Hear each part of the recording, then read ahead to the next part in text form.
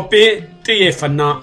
Qophii kana keessatti haala yeroo irratti dhimmoota fardii ta'anii fi uummati hubannoo irratti qabaachuu qabu jennee amannu qabannee dhiyaannaa. Qophii xiyyeeffannaa.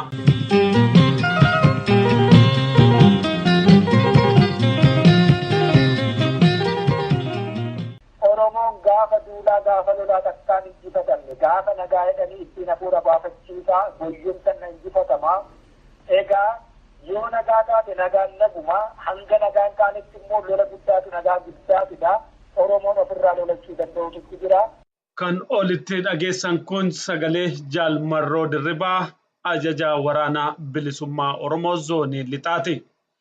Jaal Marroo Dirribaa yookaan Kumsaa Dirribaa yeroo garaagaraatti haala qabsoon bilisummaa Oromoo yeroo ammaa keessatti argamu keessaayyuu kan waraanaa bilisummaa Oromoo zoonii lixaa miidiyaa irratti dhiyaachuudhaan ibsa nuu kennaa turuun isaanii yaadatama. Har'as qophii keenya keessatti gaaffiif deebii isa waliin taasifne qabannee dhiyaanneerra. Jaal Marroo Dirribaa gaaffiif deebii kana keessatti dhimmoota jajjabduu kaase qaba. Innis haala waraanni bilisummaa Oromoo yeroo ammaa keessatti argamu haala dhimma araara kanaan dura eegalamee turee fi gidduutti gufate kan ilaallatu akkasumas dhimma rakkoon Oromoo akkamiin akka furamuu danda'u irratti hubannoo fi ijjannoo waraanni bilisummaa Oromoo qabu nuu kenneera. Gaaffiif deebii kana waan nuu kenneef maqaa dhaggeeffattoota keenyaan dursinee galateeffachuu barbaanna. Otoo gaaffiif deebii kanatti hin ce'in dura sirba Daaneel Taaddasaa kana sinafeerraa.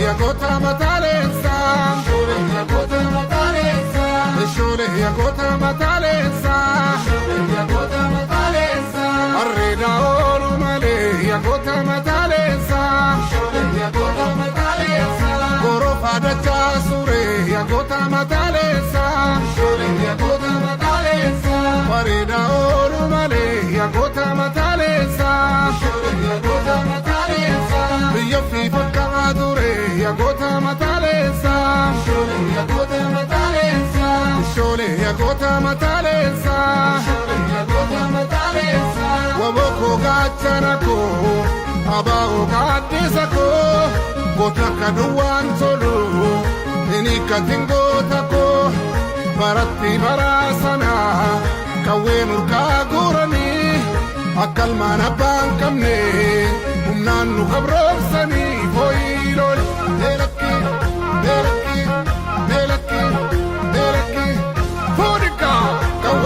Mechanic and Nagan and a man and name on the doors is enough.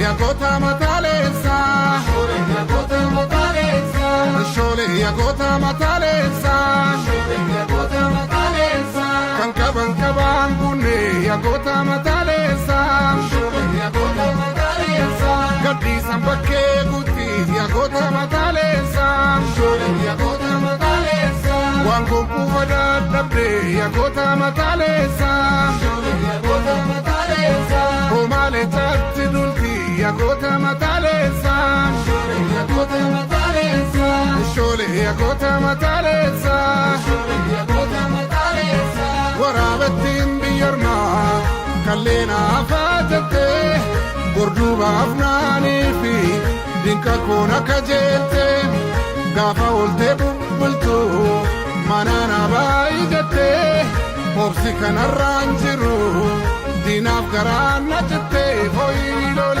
Elaki, Horika, Kajero File,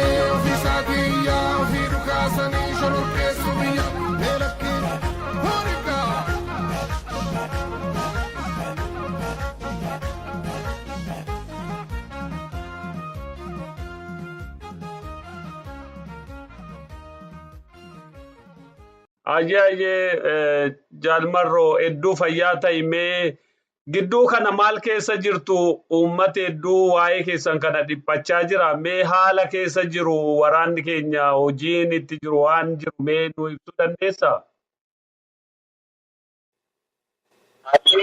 Fayyaa ta'e jaalatiyyaa egaa yeroo hundumaatti wanti keessa jiru kanaaf kan qabeessaa qabsoo wal'aansoon immoo kufanii kuffisuu qabdi. Egaa wanti keessa jirru gabaabaadhumatti qabsoo kuffisanii kufuuti uummanni keenya dhugaadhaa aadaa amma keessa jiramuu fi burjaajeensa uumamee jiru kanarratti kallattii adda addaan yaaddoo fi gaaffii fi waan hedduu taachee jirurratti gaaffii hedduu kaasaa kanaaf wanti itti jiru qabsoomatti jirra. Kanaa akkasittiin uummanni wal bira jirru walii wal quba qabnu maal keessa akka jiru waliinuu beeknaa.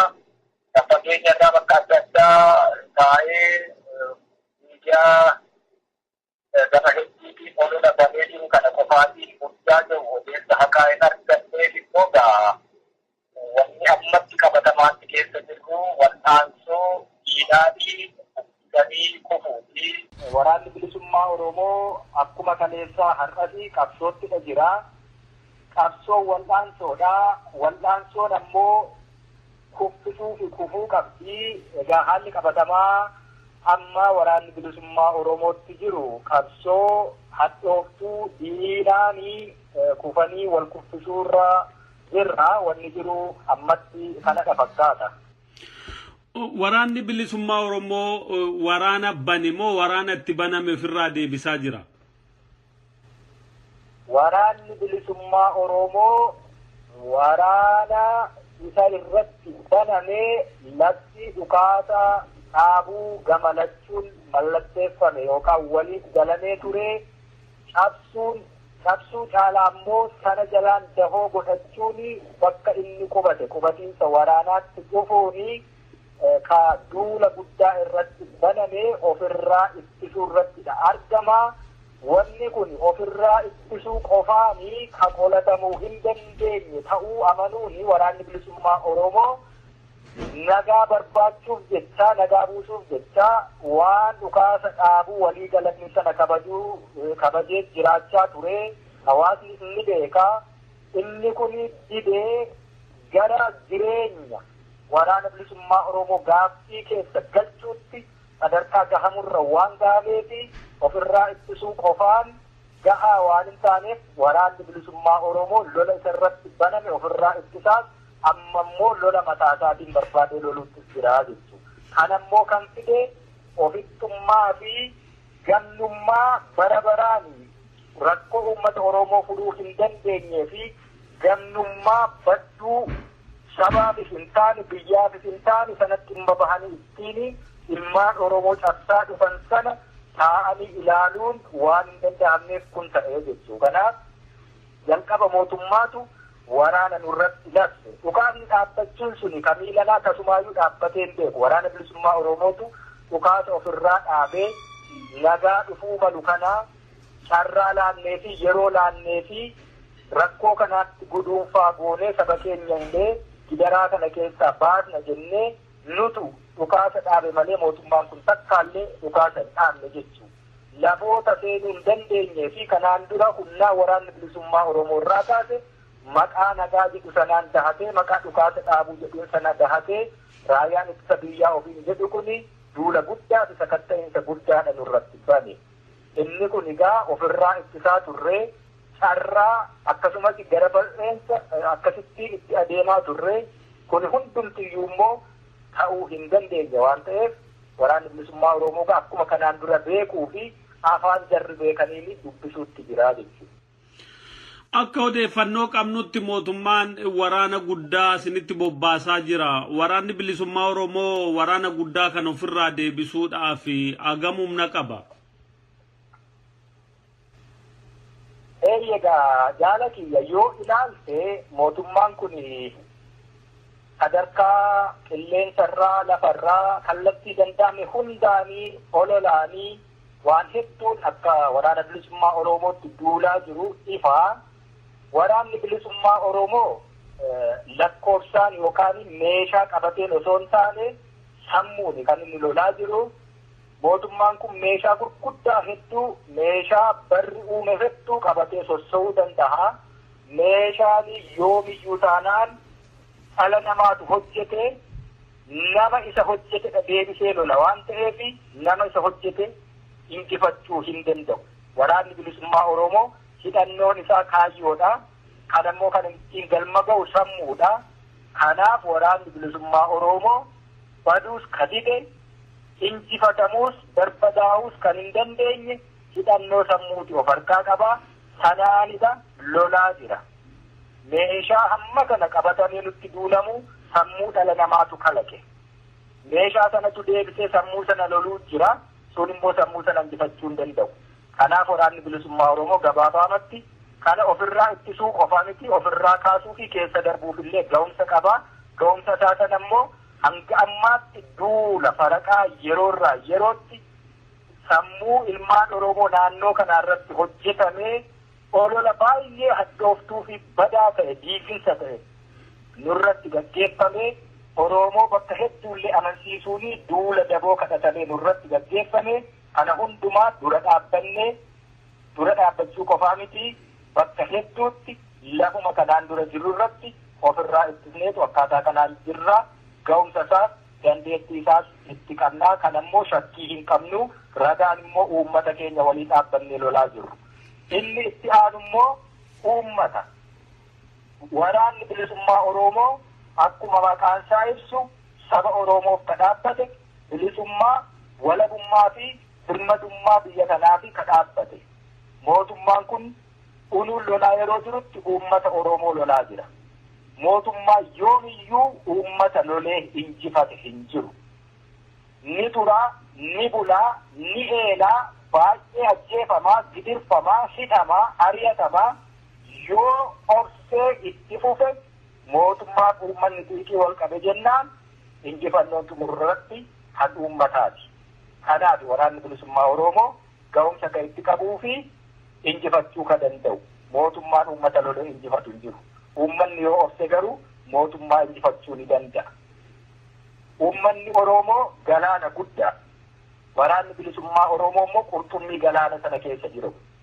Mootummaan kunis qurxummii kana qabachuuf jecha kan inni galaana guddaa kana summeessaa jiru. Galaana kana gogsaa jiru. Balaa guddaan kan inni irra gahaa jiru waraana bilisummaa Oromoo irra miti. Ofirraa ittisuu ofirraa deebisuu ni dandeenya. Saba keenyatu wareegama ulfaataa waraanaa olitti kafalaa jira. Kana wanni amma Oromiyaa keessatti adeemaa jiru. Keessaayyuu ala darbe waa'ee meeshaa waraanaa keemikaalaa fayyadamanii uummata miidhaa jiru waan jedhu odeeffannoo dhageenyee turre dhugaadhaa kuni? Eegaa loloota hanga ammaatti adeemsifaman keessaa bakka 5tti wanni akkasii nurratti dalagameera. Naannoo Ashinfaa, naannoo Kobor, naannoo gara Garjeedaa fi akkasumas naannoo Muggiirra waraanni mootummaa kanaa waan summii egaa akkaataa isaallee beekuun si rakkisu osoo si biran gahiini qilleensa irratti aaree naannoo sana faaluu fi nama kufaasisu nama balaqqamsiisu akkasumas karaa funyaanii gurraa fi afaaniin dhiiga nama tursiisutu nurratti fayyadame. Uummata irras balaa guddaan ga'eera. Waraana caalaayyuu uummanni gaaga'ama kana quba qabaa. Yoo dhugumaanii qaamni walabaa waa'ee meeshaaleen akkasii addunyaa irratti illee hin fayyadamne as keessatti fayyadamuu kana qulqulleessu yoo jiraate qulqulleessu irraa taate baay'ee rakkisaa akka ta'e